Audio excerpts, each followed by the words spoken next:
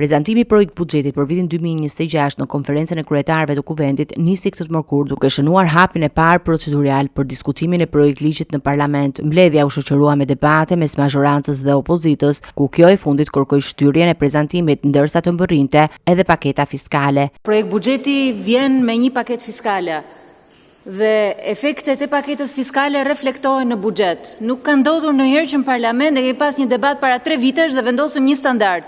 Nuk ka ndodhur ndonjëherë në parlament që të vi projekt buxhetit prezantohet këtu pa pasur paketën fiskale. Është një standard që nuk e shkelim dot dhe lexoheni rregulloren dhe nuk thuhet projekt buxheti dhe paketa fiskale. Efektet e paketës fiskale, ndryshimet e taksave janë reflektuar këtu në projekt buxhet me të ardhurat. Çfarë do miratojmë ne këtu kur nuk kemi një paketë fiskale? Si do supozojmë neve për disa të ardhura, për disa politika fiskale këtu në buxhet kur nuk na ka ardhur paketa fiskale?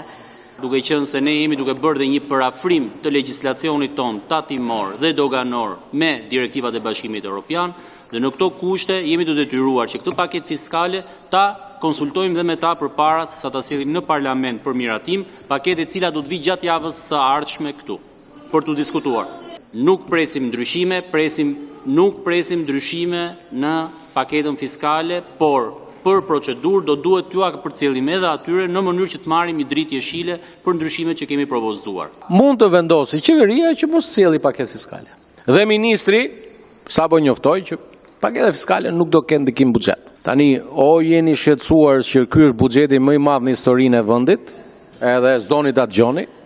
8.8 miliard qesh, po nuk i afroshe treshit kur ishe ti zëvendës ministre. Nëse Ministria e Financave, qeveria, kërkon dhe një javë kohë që të përmbyll paketën fiskale, mund nga ngushtohet kalendari që të arrijmë afatet e miratimit të brenda këtij viti, por do duhet të respektojmë që projekt ligji i buxhetit vi bashkë me projekt ligjet financiare që kanë lidhje të drejtë për drejtë me të.